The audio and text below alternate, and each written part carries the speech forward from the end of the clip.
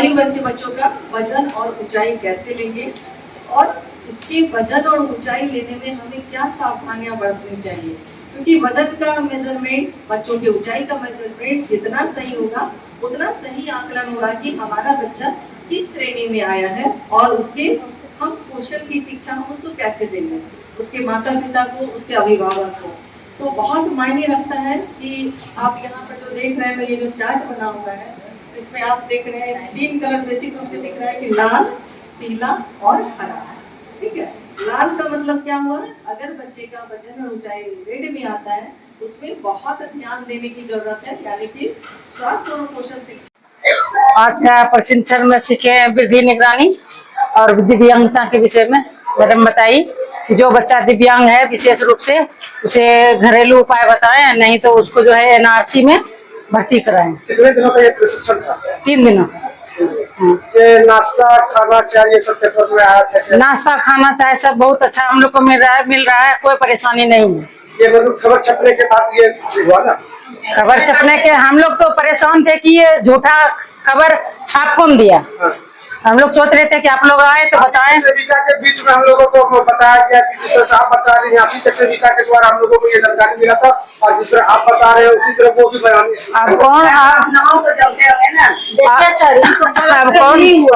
अब कौन सेविका थी नहीं थी और उसको क्या परियोजना से क्या था, दुश्मनी था, क्या था नहीं था, वो सब तो हम लोग कुछ नहीं जानते, लेकिन हम लोग को सब चीज नाश्ता खाना शौचालय चाय सब चीज ठीक है, प्रशिक्षण भी बहुत अच्छा है, हम लोग की मैडम लोग भी बहुत अच्छी है। अपने से रखे सब कुछ कर रही है।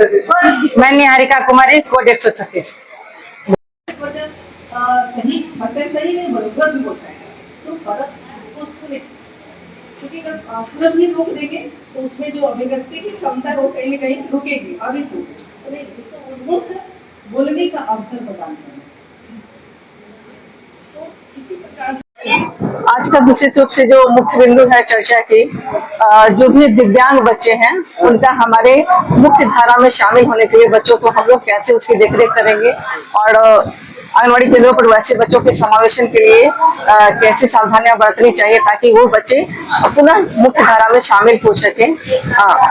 दिव्यांग बच्चों की पहचान, उसके समाधान या उसके आगे हम क्या सुविधा प्रदान कर सकते हैं, ये चीजें बताई जा रही है। 3 दिवसीय कार्यक्रम मैडम समापन का है जी। आज हमारा इस द्वितीय बैच का आज अंतिम दिन है इस प्रशिक्षण का। कितना भाग लिया हमने? आज 89।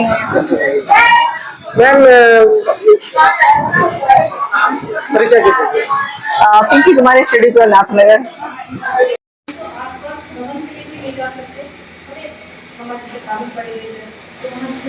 की जानकारी है या फिर पौधों की जानकारी है, किसी प्रकार की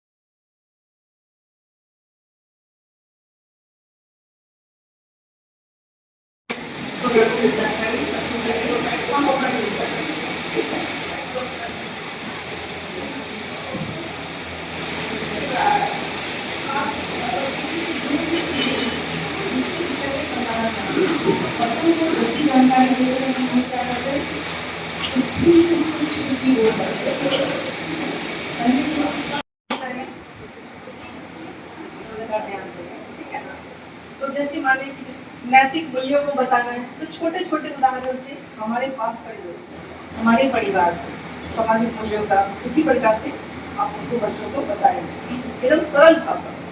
मतलब भाषा इतनी सरल होनी चाहिए कि बच्चों की समझ में आनी चाहिए कि हमें क्या बताए, और ज्यादा बच्चों को ही बोलने दें, उससे क्या होगा उनमें अभिव्यक्ति की क्षमता क्या करेंगे, एनर्जी मिलेगी। अगर जो बच्चा रेड में आता है हम उसको क्या करेंगे, उसके एनर्जी देंगे, और जो बच्चा अगर हमारा पीला में आता है, येलो जोन में आता है, तो उसको उचित पोषण शिक्षा देकर घर पर ही उस बच्चे के पोषण की स्थिति में सुधार लाई जा सकती है, वो पॉसिबल। आज का प्रोग्राम है कि बच्चे का वजन ऊंचाई पर हम लोग को समझाया गया और विकलांगता दिव्यांगता के बारे में हम लोग को प्रशिक्षण दिया गया कि जन्मजात बच्चे को जो है दिव्यांग होगा तो उसको हम कैसे अथी करेंगे, पहचानेंगे। आप लोगों को यहाँ सही ढंग से नाश्ता खाना नाश्ता और खाना सब कुछ हम लोग को सही ढंग से, हम लोग ये इस प्रशिक्षण से संतुष्ट है। शौचालय को लेकर के चल रही थी खबर कि शौचालय का ऐसा कोई व्यवस्था नहीं है, क्या वो सही ठीक है? ठीक है। आप अपना नाम? पिंकी कुमारी।